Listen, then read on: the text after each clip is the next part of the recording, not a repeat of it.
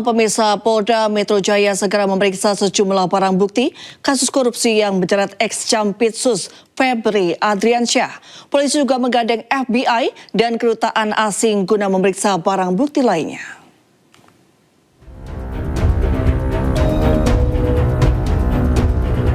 Tim penyidik gabungan melakukan uji laboratorium terhadap barang bukti 74 kg keping emas yang disita dalam penangkapan perkara dugaan tindak pidana korupsi dan tindak pidana pencucian uang yang menjerat ex-Jampitsus Febri Adriansyah. Uji forensik ini untuk memastikan keaslian serta kadar dari kepingan emas tersebut. Polda Metro Jaya juga berkolaborasi dengan pihak lain seperti FBI, Kedutaan Amerika Serikat dan Singapura, serta Bank Indonesia terkait barang bukti sejumlah mata uang asing.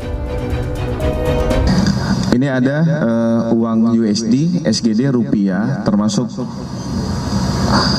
emas batangan. Jadi nanti akan dilakukan uji terkait tentang Singapura dolar, US dollar dari FBI dan Kedutaan Amerika, termasuk dari Kedutaan Singapura dan Bank Indonesia. Kami akan sampaikan pada teman-teman sekalian secara berkala. Tadi dari teman kita dari Pegadaian Pusat sudah menyampaikan, nanti hasilnya dari 74 lempeng ini akan disampaikan hasilnya kepada teman-teman sekalian. Ini merupakan suatu proses dalam penyerahan penanganan perkara lanjutan yang ditangani oleh Joint Investigasi kepada Kejaksaan Agung. Kolaborasi ini guna mempercepat transparansi dan akurasi tindak lanjut perkara. Pihak kepolisian menegaskan keterlibatan ahli sangat krusial dalam menentukan nilai komoditas barang bukti tersebut secara sah. Dari Jakarta, Tim Liputan iNews melaporkan. Pemirsa, Kapolri Jenderal Listio Sigit Prabowo menyambangi Gedung Kejaksaan Agung Republik Indonesia. Pertemuan Kapolri dan Jaksa Agung untuk memastikan soliditas kedua institusi negara tersebut. Kapolri Jenderal Listio Sigit Prabowo menyambangi Gedung Kejaksaan Agung RI pada Senin sore. Kedatangannya didampingi sejumlah pejabat utama Mabes Polri. Mobil iring-iringan Kapolri tiba di Gedung Kejaksaan Agung sekitar pukul 15.25 waktu Indonesia Barat dan disambut hangat Jaksa Agung ST Burhanuddin. Setibanya di lokasi, rombongan Kapolri langsung masuk ke gedung utama dan menggelar pertemuan tertutup. Usai pertemuan, Jaksa Agung dan Kapolri memastikan soliditas Kejaksaan Agung dan Mabes Polri terlepas dari isu yang berkembang saat ini. Untuk bisa bersilaturahmi dan beraudiensi. Dan sebenarnya ini adalah bukan program baru, ini adalah program lama. Ya, kemudian dan kami juga, saya dengan Pak Kapolri, teman-teman jangan berpikir kami ini rival, kami ini adalah versus, tidak. Jadi kami sejak dulu kami sudah mengenal secara pribadi beliau. Kemudian kami sama-sama, saya jadi Jaksa Agung, beliau jadi Kapolri. Kemudian jangan juga berpikir karena ada hal-hal sesuatu kemarin, ini adalah silaturahmi yang biasa kami lakukan dan kami selalu berpikir bagaimana perbaikan ke depan lagi. Itulah yang tadi kami bicarakan.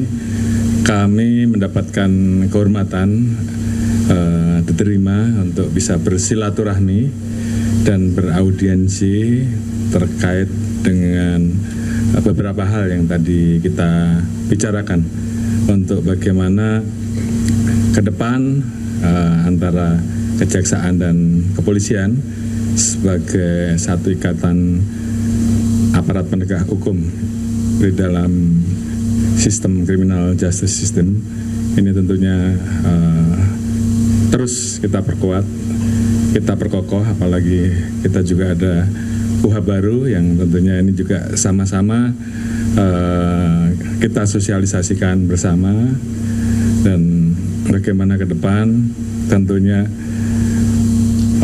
kemitraan yang ada, sinergitas yang ada akan terus kita perkuat dan kita tingkatkan. Ya, selain yakin ada tersangka baru, ahli hukum pidana Abdul Fikar Hajar meyakini ada aktor intelektual di balik mega korupsi yang menjerat ex-Jampitsus Febri Adriansyah. Hal tersebut diyakini dari besarnya nilai barang bukti yang ditemukan.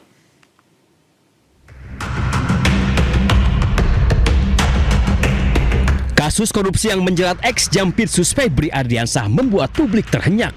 Bagaimana tidak, sosok yang seharusnya memberantas korupsi justru menjadi aktor pelaku korupsi.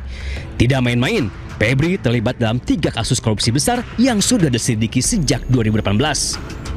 Pertanyaannya, apakah Febri berperan sebagai aktor tunggal atau ada jaringan hitam dalam lingkaran mega korupsi ini? Ahli hukum pidana Abdul Fikar Hajar menyebut sangat mustahil ex-Jampitsus itu bermain kotor sendirian. Kemungkinan besar ada aktor intelektual yang bertugas mengendalikan tangan Febri. Fikar juga yakin tersangka dalam mega korupsi ini akan terus bertambah. Ia mendesak Kejagung membongkar seluruh jaringan hitam di balik kasus yang menjerat mantan Jampitsusnya. Tetapi sangat mungkin juga umpamanya ada pengendali lain. Nah, pengendali itu bisa bersifat struktural karena jabatan, bisa juga karena hubungan bisnisnya, hubungan uangnya, ya, hubungan ekonomisnya. Ya, orang ini bisa mengatur Febri dari luar umpamanya karena kemampuan ekonominya, ya, mengendalikan Febri. Nah, jadi sangat mungkin intelektual dadar itu berkembang kedua arah itu. Sementara itu, menurut Kejagung, setelah menerima penyerahan administrasi dari polisi, saat ini Kejagung masih fokus meneliti barang bukti yang diterimanya. Ya, ini kan kita dulu belum menerima sepenuhnya. Baik itu barang bukti kan sudah teliti, barang buktinya kan cukup banyak tuh. Yang jelas nanti kita harus sesuai dengan hukum acara. Apalagi kan kebetulan yang disangkakan ini kan penegak hukum. Kita juga harus hati-hati. Don Rito dan ex-Jampitsus Febri Ardiansah ditetapkan sebagai tersangka 3 mega korupsi, yakni pengadaan batu bara untuk PLN, korupsi di PT Asabri dan PT Krakatau Steel. Sebelumnya, polisi sudah menggeledah 13 lokasi.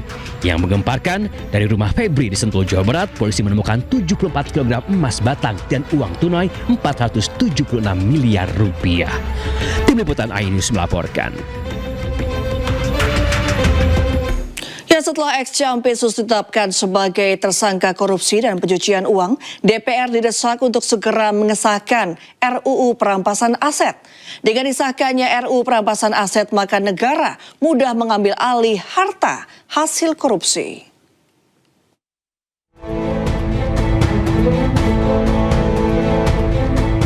Setelah ditetapkan sebagai tersangka korupsi dan pencucian uang, publik mendesak aparat penegak hukum menelusuri aset yang dimiliki ex-Jampitsus Febri Ardiansah. Tidak hanya menelusuri, aset haram yang dimiliki koruptor juga harus disita. Ahli hukum Hibnu Nugroho menyebut payung hukum yang paling kuat untuk mengejar aset hasil kejahatan adalah dengan segera mengesahkan RUU Perampasan Aset. Hibnu menyebut dengan sahnya RUU Perampasan Aset, maka semua aset hasil korupsi bisa diambil alih oleh negara. Terhadap kasus Pak Febri yang ditemukan emas, itu emasnya dari mana, perolehnya dari apa, dalam tindakan apa, itu sangat bisa ditentukan. Kalau memang tidak bisa menjelaskan dalam pemilikan, bisa dirampas oleh negara. Demikian juga uangnya, itu milik siapa, kepentingannya apa, buktinya apa.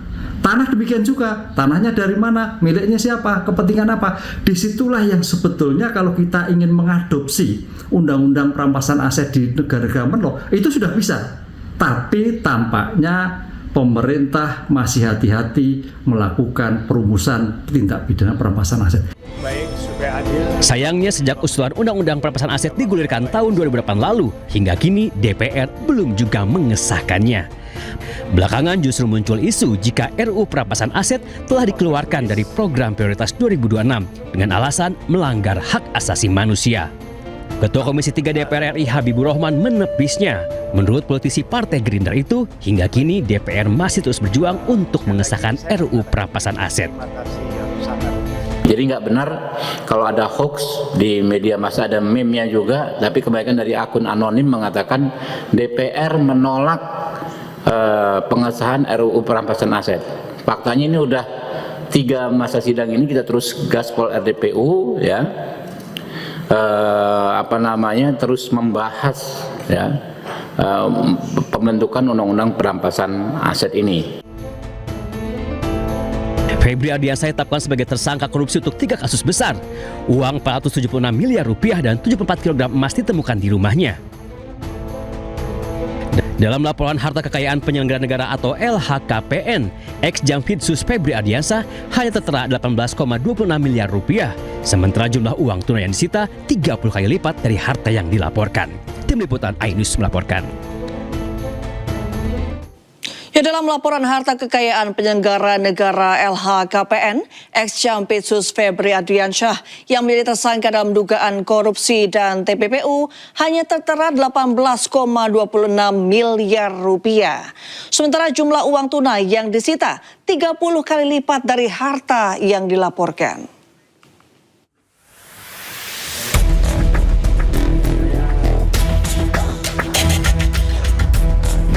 Setelah ex-Jampitsus Febri Ardiansyah ditetapkan sebagai tersangka dugaan korupsi dan tindak pidana pencucian uang, laporan harta kekayaannya sebagai penyelenggara negara turut disorot. Febri Ardiansyah melaporkan harta kekayaannya per 31 Desember 2025 terdiri dari tanah dan bangunan merupakan aset yang terbesar. Alat transportasi dan mesin,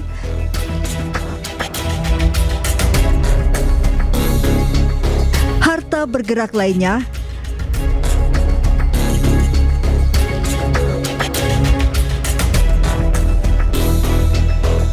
kas dan setara kas serta harta lainnya.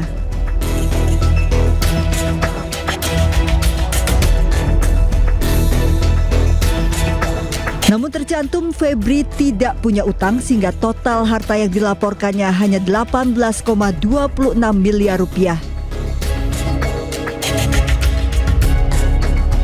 Dari jumlah LHKPN ini terdapat kesenjangan dengan temuan barang bukti fantastis, uang tunai dan emas batangan yang disita Kortas Tipikor Polri sejumlah 543,2 miliar rupiah dan 74 kg emas batangan. Dengan uang tunai yang disita saja jumlahnya 30 kali lipat dari harta yang dilaporkan, belum termasuk emas batangan. Meski Febri menyebut barang bukti yang disita ada pemiliknya. Sementara dalam konferensi pers di Kejaksaan Agung sebelum mengundurkan diri, Febri mengakui rumah di Sentul yang digeledah merupakan rumah pribadinya. Namun ternyata rumah ini tidak terdaftar dalam LHKPN.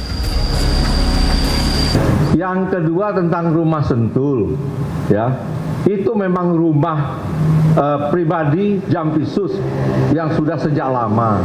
Itu bisa dilihat bagaimana proses kepemilikan sejak awal. Pada pelaporan berkala terdapat kenaikan kekayaan setelah menjabat sebagai Jampitsus dari tahun 2022 sebesar 6,3 miliar rupiah menjadi 18,26 miliar rupiah di 2023. Namun tahun 2024 dan 2025 hartanya tidak terdapat perubahan, tetap 18,26 miliar rupiah. Dari Jakarta, Tim Liputan iNews melaporkan.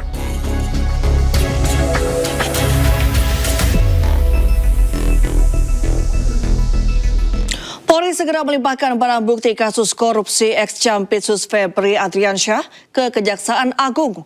Pelimpahan barang bukti akan dilakukan usai kepolisian melimpahkan perkara yang menjerat Febri Ardiansyah tersebut ke Kejaksaan Agung.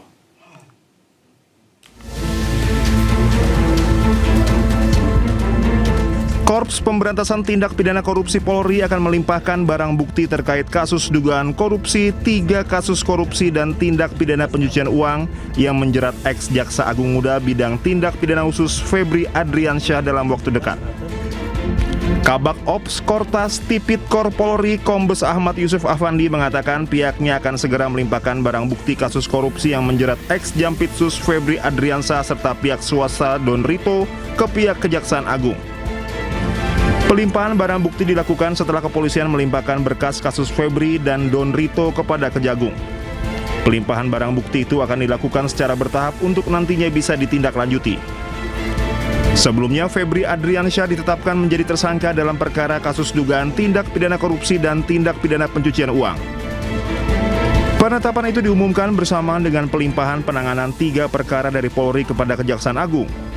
Ketiga kasus tersebut yakni dugaan korupsi batubara, Asabri, dan Krakatau Steel.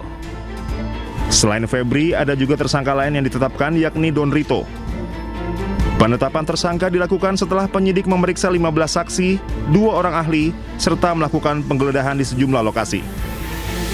Tim Liputan Anyus melaporkan.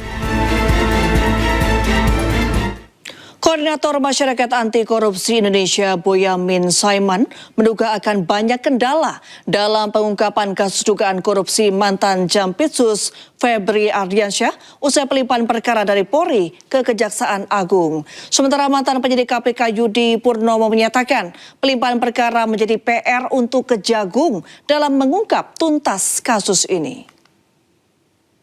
Jadi kendala nanti selain menabrak KUHP itu tidak diatur dari penyidik ke penyidik lainnya itu kalau sama-sama punya kewenangan. Ya. Kalau misalnya polisi menemukan suatu barang di tempat, oh ternyata penyelundupan, yang berwenang ini adalah penyidik dari Bea Cukai, maka oleh polisi diserahkan kepada penyidik Bea Cukai karena memang satu-satunya penyidik Bea Cukai atau pajak itu yang memang berwenang, polisi nggak berwenang. Nah tapi ini kan polisi berwenang menangani korupsi, jaksa berwenang menangani korupsi. Jadi nabrak KUHP ini satu. Kedua, administrasinya bagaimana nanti ketika ini dilimpahkan, diserahkan kepada jaksa. Apakah akan menerbitkan sprindik baru?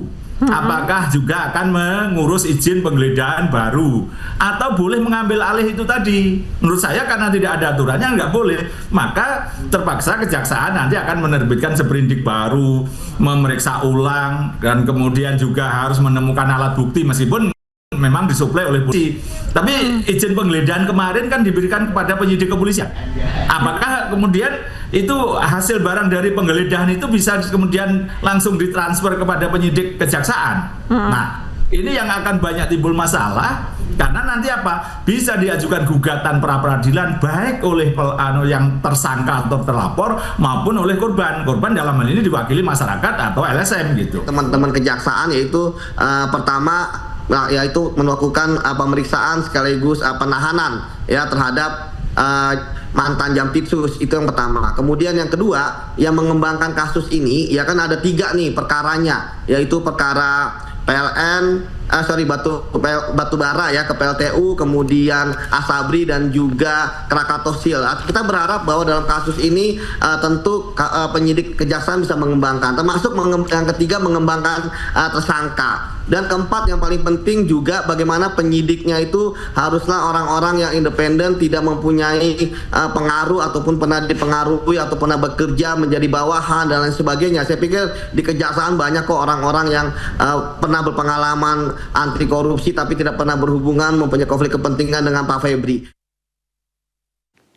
Sementara Ketua Komisi 3 DPR RI Habibur Rahman menyatakan pengalihan kasus ex-Jampitsus Febri Ardiansyah dari Polri ke Kejaksaan Agung hanya penyerahan dan bukan pelimpahan.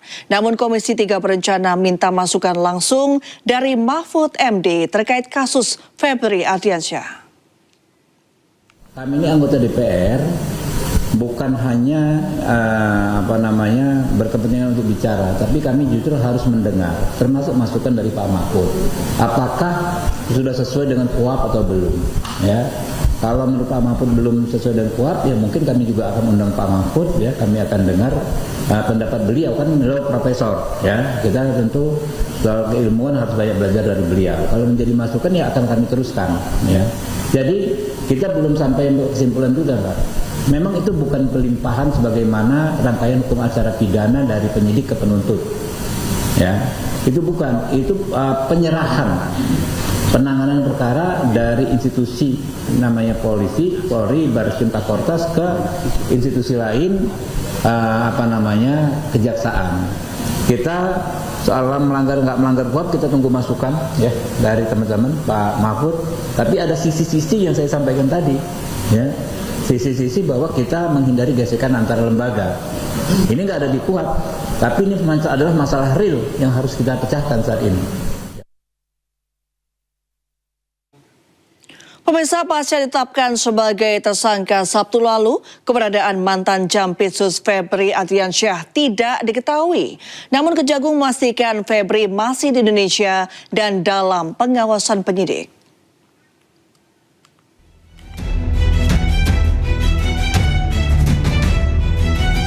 Usai rumahnya digeledah dan ditetapkan tersangka, keberadaan mantan Jampitsus Febri Adriansyah pun jadi tanda tanya. Apalagi hingga kini Febri belum ditahan. Namun Kepala Pusat Penerangan Hukum Kejaksaan Agung Anang Supriyatna memastikan Febri berada di Indonesia. Dan terkait dengan yang disampaikan terkait dengan inisial FA itu, yang jelas yang bersangkutan masih ada di Indonesia, tidak keluar negeri, dan kooperatif, dan dalam pantauan penyidik. Febri muncul pertama kali ke publik pada Jumat 10 Juli lalu.